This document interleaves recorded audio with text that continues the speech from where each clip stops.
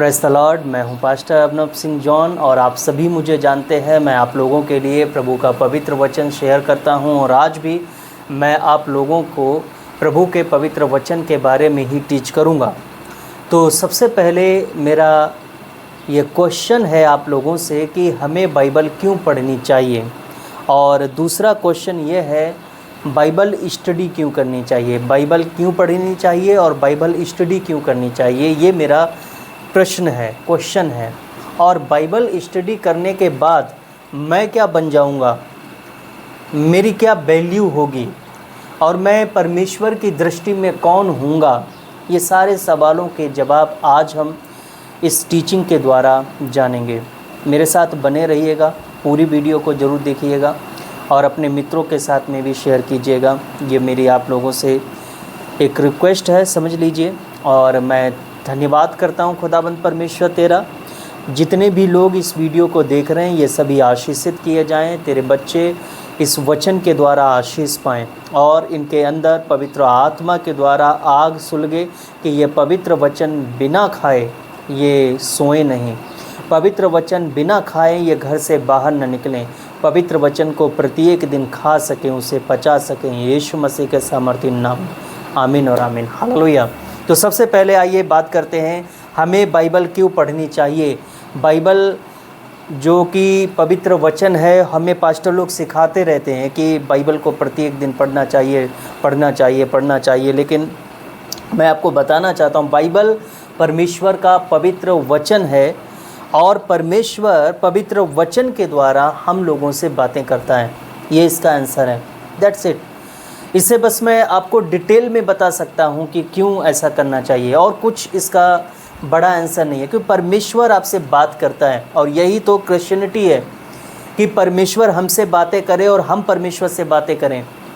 क्या तुम नहीं चाहते हो कि परमेश्वर तुमसे बातें करे और जब तुम परमेश्वर से अपनी बात रखो तो उसका उत्तर परमेश्वर दे? तो परमेश्वर का पवित्र वचन तुम्हें उत्तर देता है, तुम्हारी हर एक सिचुएशन में तुम्हें उत्तर देता है जब उसके पवित्र वचन को पढ़ोगे। हालेलुया। इसीलिए हम पढ़ते हैं दूसरा तीमुथियुस अध्याय 3 वचन 16 से 17, जो कि कहता है, अगर आप इंग्लिश में पढ़ेंगे, all scripture is given by inspiration of God and it is profitable for doctrine, for reproof, for correction, for instruction in righteousness. ये NKJV बाइबल का मैंने पढ़कर बताया है, जो कि हिंदी में ये कहता है कि संपूर्ण पवित्र शास्त्र परमेश्वर के प्रेरणा से रचा गया है और उपदेश और समझाने, सुधारने और धर्म की शिक्षा के लिए लाभदायक है, ताकि परमेश्वर का जन सिद्ध बने और हर एक भले काम के लिए तत्पर रहे।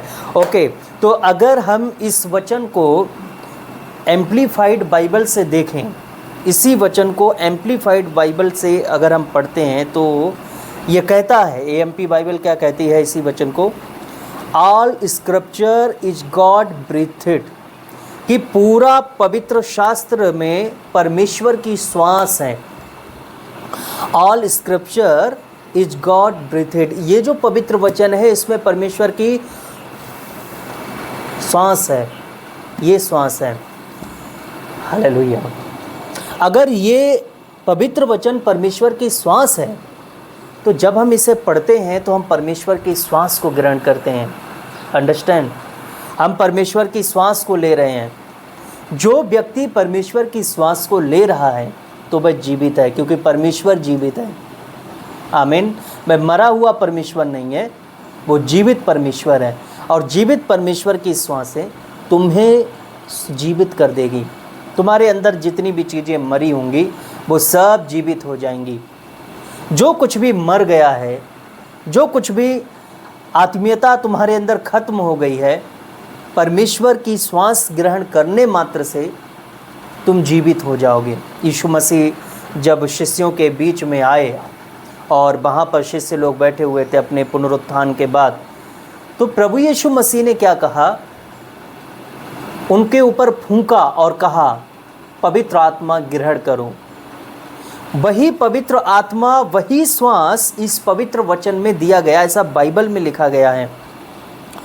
कि ऑल स्क्रिप्चर इज गॉड ब्रीथेड, पवित्र शास्त्र परमेश्वर की श्वास है, परमेश्वर की श्वास से रचा गया है, गिवन बाय डिवाइन इंस्पायरेशन, इसे हम बोल सकते हैं।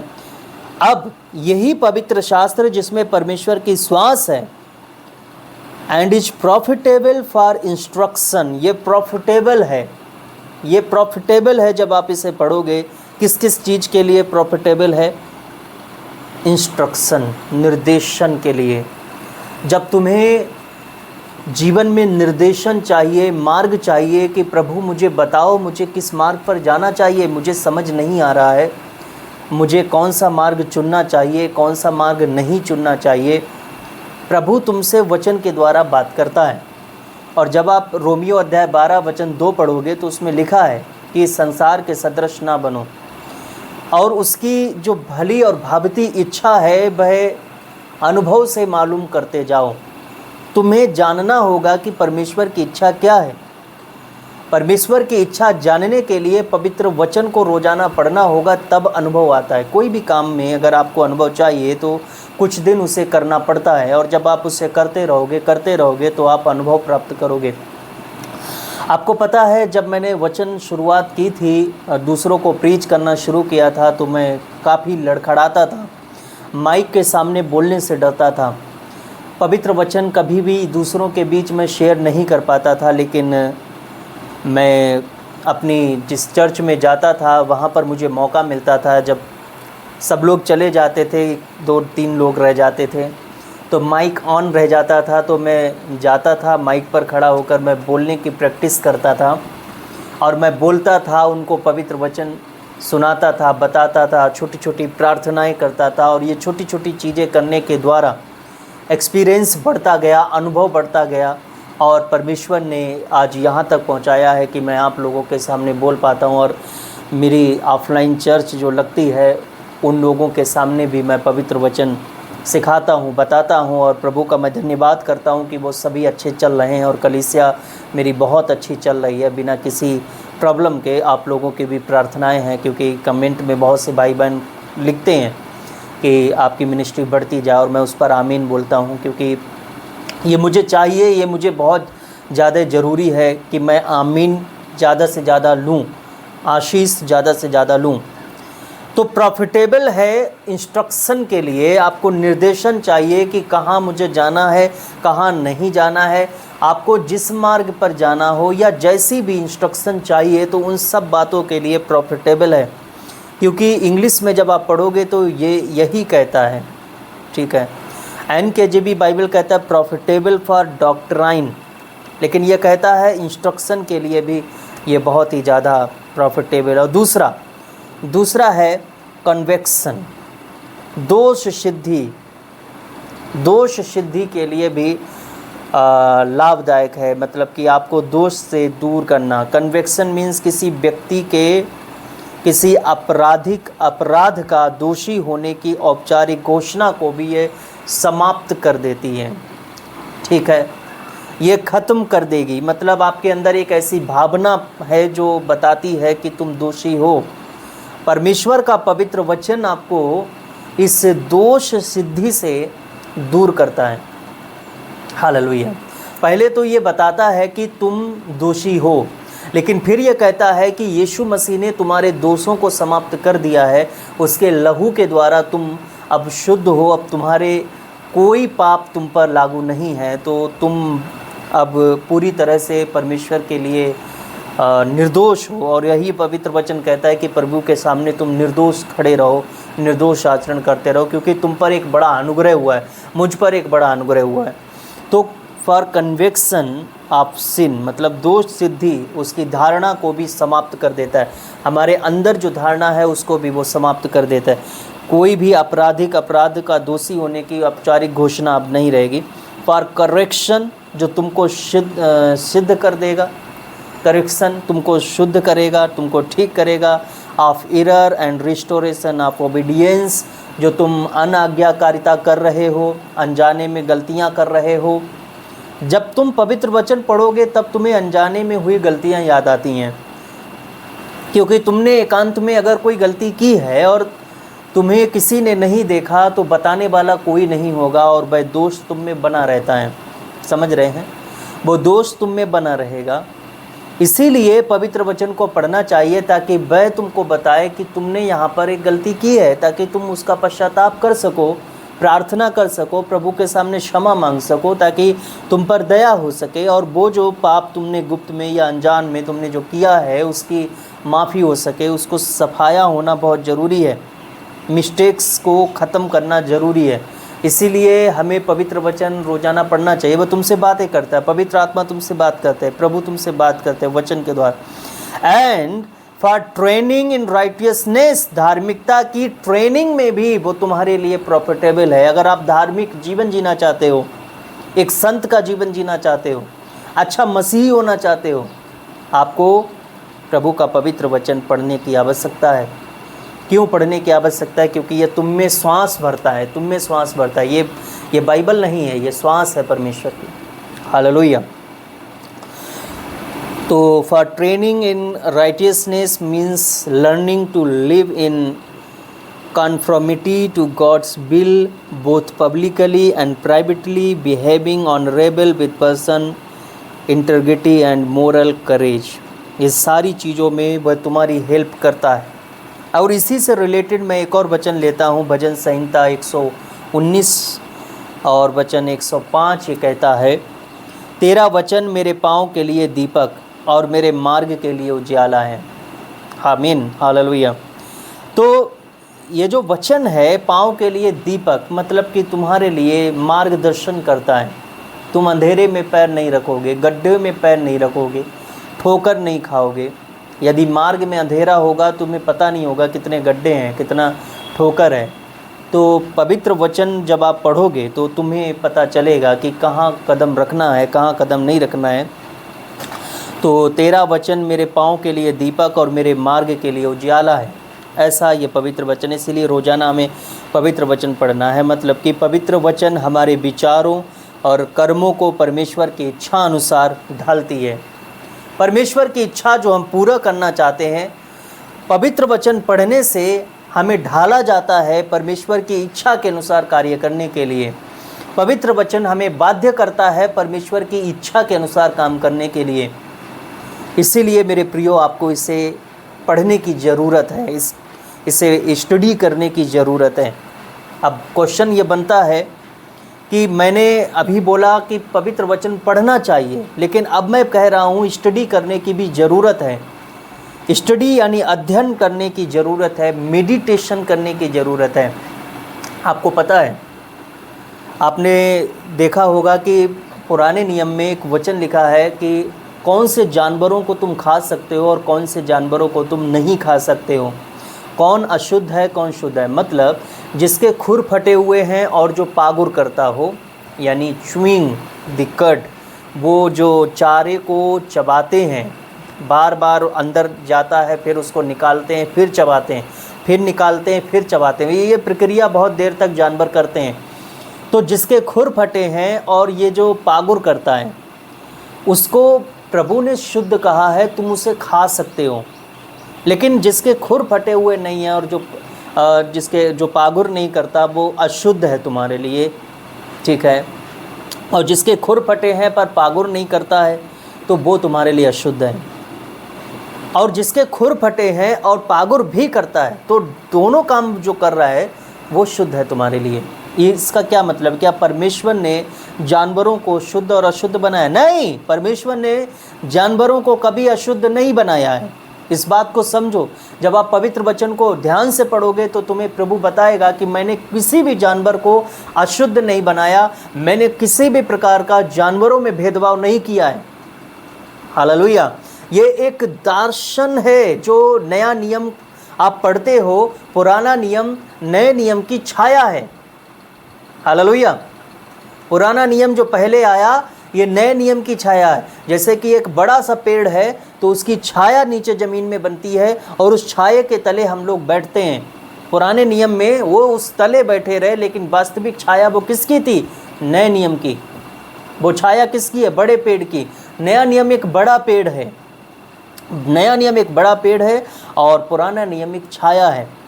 तो उसमें जो बताया गया है जानवरों के शुद्ध और अशुद्ध होने की प्रक्रिया में, वो एक छाया मात्र है, वो हम लोग हैं, वो हमारा एक प्रतीक है। प्रभु बताना चाहता है कि जो मसीही हैं, जिसके खुर फटे हैं, जो मसीही हैं, हालेलुया, जिसके मन फटे हैं, जिसने प्रभु को अपना मुक्तिदाता मानकर ग्रहण किया है, जो अपने आप में फटा हुआ है, जिसने अपने आप को तोड़ दिया है, संसार से बिल्कुल अलग कर लिया है, वो जो मसीह कहलाता है, जिसके खुर फटे हैं और जो पागुर करता है, मतलब जो पवित्र वचन को पढ़ता है और बार बार उसको अपने दिमाग में लाता है, फिर मेडिटेट करता है, फिर से उस पर ध्यान करता है, मेडिटेशन करता है, मेडिटेट बार बार मेडिटेट करता है, और वो क्या हो गया, शुद्ध होता है। प्रभु उसको कहते हैं ये शुद्ध है, इसे खा सकते हो।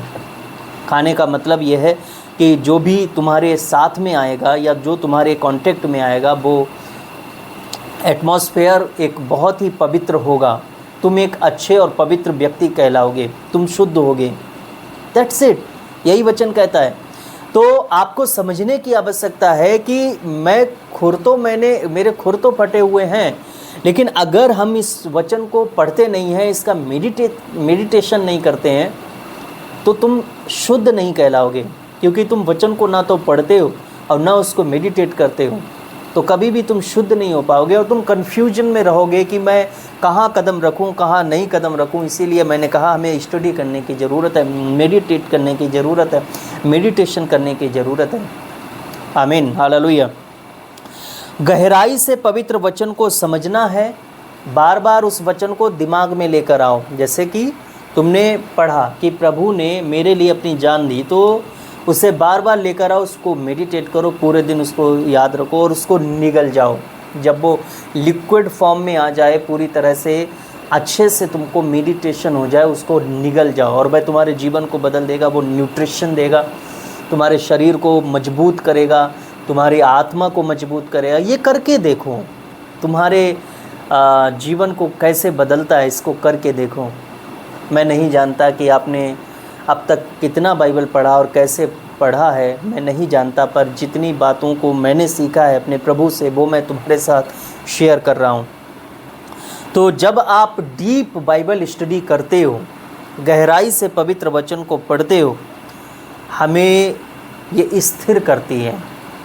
अभी आपने सुना है कि मकान बनना है, एक बड़ा फाउंडेशन बनना है, लेकिन उसकी गहराई में जब तक आप फाउंडेशन को तैयार नहीं करोगे, नींव को तैयार नहीं करोगे, तो वो फाउंडेशन गिर जाएगा, वो मकान गिर जाएगा। तो इसीलिए हमें डीप बाइबल स्टडी की आवश्यकता पड़ती है, जो हमें सारे भ्रमों से बाहर निकालती है। अगर हमने पवित्र वचन पढ़ भी लिया और इसको गहराई से नहीं पढ़ा, इसकी स्टडी हमने नहीं की, तो कोई भी आकर कहेगा कि तुम बाइबल को पढ़ते हो, एक बार मेरे धर्म ग्रंथ को पढ़ के देख लो, मेरे धर्म ग्रंथ में देखो ऐसी ऐसी बातें लिखी हैं, तो तुम उनसे भी प्रभावित होगे।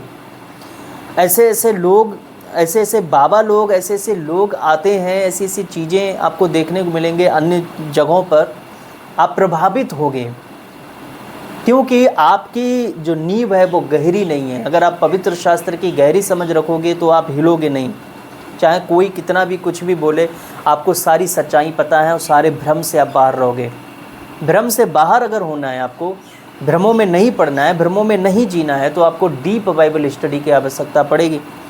अब आप कहोगे कि मैं डीप बाइबल स्टडी कहाँ से करूँ, मुझे तो कोई टीचर मेरे पास नहीं है और मुझे समझाने वाला कोई नहीं है। तो उसके लिए मैंने एक प्रोग्राम बनाया है, यीशु दर्शन टीवी पर आप जाइए, सर्च कीजिए यूट्यूब पर यीशु दर्शन टीवी, या फिर डिस्क्रिप्शन में आपको लिंक प्रोवाइड कर दिया जाएगा, या फिर स्क्रीन पर जो नंबर आ रहा है 9927340655, इस पर व्हाट्सअप करो, आपको लिंक दे दिया जाएगा बाइबल स्टडी प्रोग्राम का। चैनल को सब्सक्राइब करो और उस वीडियोज़ को देखना शुरू करो। मैंने बड़ी गहराई के साथ में बाइबल स्टडी प्रोग्राम शुरू किया और यहाँ तक कि मैंने बाइबल का पूरा इतिहास बताया है।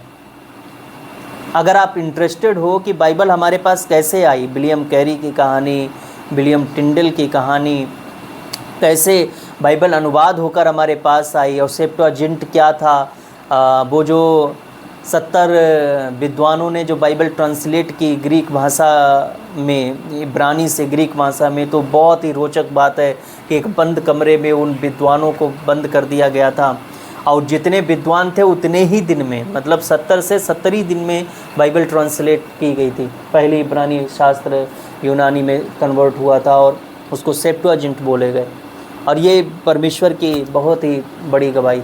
वहाँ पर आप देख सकते हो, वीडियोज उपलब्ध हैं, ये बहुत ही अच्छा है। बल आपको बाइबल स्टडी क्यों करना चाहिए वो मैंने आपको बता दिया, और कैसे करना चाहिए उसके लिए मैं ऑलरेडी उस पर काम कर रहा हूँ और वीडियो आप लोगों के बीच में ला रहा हूँ।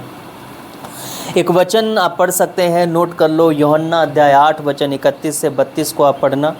यूहन्ना अध्याय 8 वचन 31 से 32। और मैं आप लोगों के लिए पढ़ने जा रहा हूँ प्रेरितों के काम अध्याय 17 वचन 11। प्रेरितों के काम अध्याय 17 वचन 11, जो ये कहता है, These were more fair-minded than those in Thessalonica, in that they received the word with all readiness and searched the scripture daily to find out whether these things were so।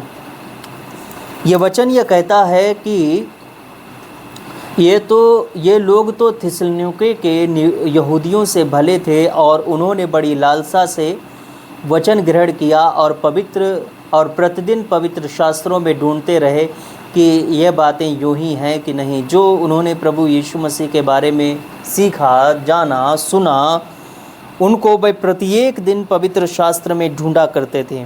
प्रत्येक दिन। Readiness means fully prepared state for something, मतलब किसी चीज़ को ढूंढने के लिए पूरी तरह से प्रिपेयर्ड, पूरी तरह से तैयार किसी चीज़ को ढूंढने के लिए। और ये ढूंढ रहे थे कि यीशु मसीह के बारे में ये बातें सत्य हैं कि नहीं, और ये पवित्र शास्त्रों को खंगालना शुरू कर देते हैं। और ये बहुत पढ़ते थे, थिस्सलुनीके के लोगों के लिए कहा गया है, ये बार बार पढ़ते थे, लालसा से प्रभु का पवित्र वचन ग्रहण करते थे। इसको डीप बाइबल स्टडी कहते हैं। इन्होंने डीप बाइबल स्टडी की, इन्होंने डीप स्क्रिप्चर को रीड किया, बहुत ही गहराई के साथ में परमेश्वर के पवित्र वचनों को पढ़ा। और ना केवल इसमें पुरुष थे, इसलिए उनमें से बहुतों ने, और यूनानी कुलीन स्त्रियों में से और पुरुषों में से भी बहुतों ने विश्वास किया। इनमें स्त्री पुरुष सब डीप बाइबल स्टडी करते थे। तो आप में चाहे कोई भी हो, पुरुष हो, स्त्री हो, आपको डीप बाइबल स्टडी करना है। नंबर 1 आपको बाइबल स्टडी करना है, बाइबल पढ़ना है। बाइबल क्यों पढ़ना है मैंने बताया, और बाइबल स्टडी डीप रूप में आपको करना है। तो क्यों हमें ये सब करना है? स्थिरता के लिए, ताकि आप स्थिर हो जाओ। दूसरा, भ्रमों से बाहर होने के लिए। आप भ्रम से कैसे बाहर निकलोगे? भ्रमों से बाहर। आत्मिक परिपक्वता के लिए, परमेश्वर की गहरी समझ के लिए, और विश्वास को मजबूत करने के लिए आपको बाइबल पढ़ने की ज़रूरत है। और तीसरी चीज़, बाइबल स्टडी से खुद का निर्माण होता है, खुद एडिफाई होते हो, खुद का निर्माण करते हो आप जब आप बाइबल को पढ़ते हो। आत्मा, मन और चरित्र में मसीह के समान बनते जाना, इसको एडिफाई कहते हैं। इंग्लिश में जब आप पढ़ोगे इसको एडिफाई कहते हैं। कौन कौन से? आत्मा, मन और चरित्र में। तुम्हारी आत्मा मसीह के समान, मन भी मसीह के समान और चरित्र भी मसीह के समान जब बन जाता है, इसको एडिफाई कहते हैं। आप नोट कर लो, आपको पढ़ना है 1 कुरिन्थियों अध्याय 3 वचन 10 से 11। इसे आप नोट करना है, आपको पढ़ना है। और मैं पढ़ूँगा यहूदा अध्याय 1 वचन 20। यहूदा अध्याय 1 वचन 20 यह कहता है, but you beloved building your selves up on your most holy faith, praying in the holy spirit. ये NKJV बाइबल कहती है, पर AMP बाइबल कहती है, but you beloved build your selves up on your most holy faith, pray in the holy spirit. मतलब कि इसमें build your self up की बात की गई है। Building your selves up on your most holy faith, अपनी विश्वास की गहरी नींव पर, अपनी विश्वास की नींव पर अपना निर्माण करते जाओ। फाउंडेशन को बनाते जाओ। इसीलिए बाइबल स्टडी करना है, खुद का निर्माण करने के लिए। हालेलुया। तो बाइबल और पवित्र आत्मा की अगुवाई में लगातार आत्मिक अभ्यास, प्रार्थना और आज्ञाकारिता से आत्मिक निर्माण होता है।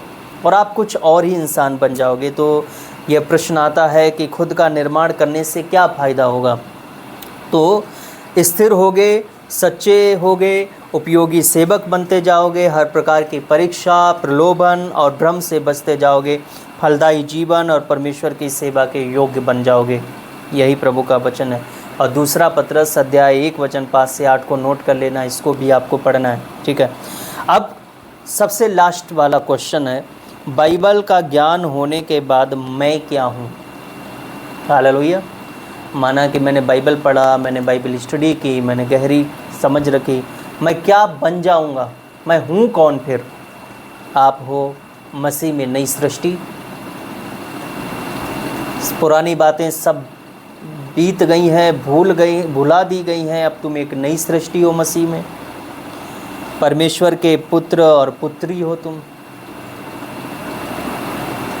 परमेश्वर के वचन के सेवक हो तुम, ज्योति और नमक हो तुम, योद्धा हो, मार्गदर्शक हो। अब तुम किसी को भी मार्ग दिखा सकते हो। आत्मिक परिपक्व व्यक्ति हो तुम, कोई भी युद्ध हो तुम जीत सकते हो। ये हो तुम, ये एक योद्धा हो तुम। हालेलुया। परमेश्वर के एक सेवक हो, पुत्र हो, विरासत तुम्हारी है, ये हो तुम। इसीलिए पवित्र वचन को पढ़ना इम्पॉर्टेंट होता है, क्योंकि इसमें परमेश्वर की श्वासें हैं। तो आज के इस वचन से आपने क्या सीखा। परमेश्वर वचन के द्वारा बातें करता है। आपको ये प्रण करना है कि मुझे आज से प्रत्येक दिन बाइबल को पढ़ना ज़रूरी है।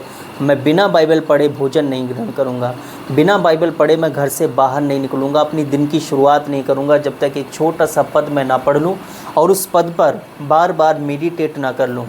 जैसे कि एक जानवर जिसके खुर फटे हैं और जो पागुर करता है, उसी प्रकार जब तक मैं पागुर ना कर लूँ, इस वचन को मेडिटेट ना कर लूँ, बार बार इसको ना पढ़ लूँ, तब तक मैं बाहर कदम नहीं निकालूँगा। तो जब आप ऐसा करोगे तो प्रभु की आशीष तुम्हें मिलेगी।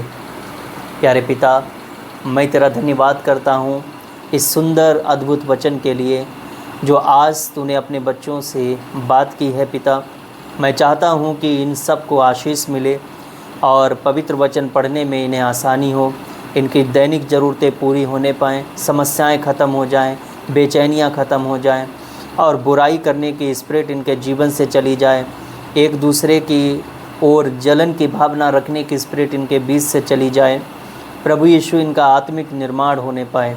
प्रभु तेरी महिमा के लिए इनका आत्मिक निर्माण हो और इन्हें दूसरों को भी वचन सिखाने लायक बना दे। मेरे प्रभु, पवित्र आत्मा के द्वारा ऐसा संभव हो जाएगा। पवित्र आत्मा के द्वारा इनकी बुद्धि खोल दीजिए प्रभु, आत्मिक बुद्धि खोल दीजिए, आत्मा की बातों को समझने के लिए अंडरस्टैंडिंग प्रभु खोल दीजिए। पिता, सब कुछ तू कर सकता है और तेरी आशीष मैं मांगता हूँ यीशु मसीह के सामर्थ्य नाम में, आमीन और आमीन। हालेलुया।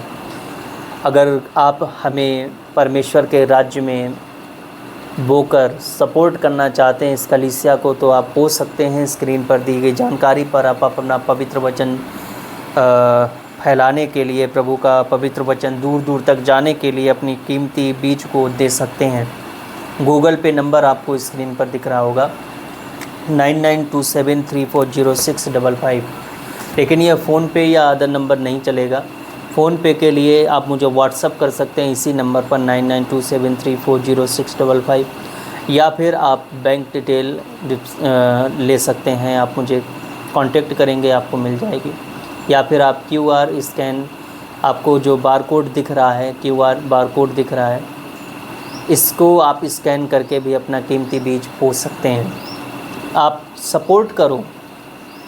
जिस प्रकार परमेश्वर ने आपको वचन दिया है वो किसी न किसी का दान रहा होगा जिसने आपके जीवन को बदलने के लिए इस्तेमाल किया, वैसे ही आपका दिया गया दान दूसरों के जीवन को बदलने के लिए लाभकारी होगा और इसमें आपको ही आशीष मिलेगी। परमेश्वर के राज्य में बोने से कभी घटी नहीं होती बल्कि बढ़ती ही होती है।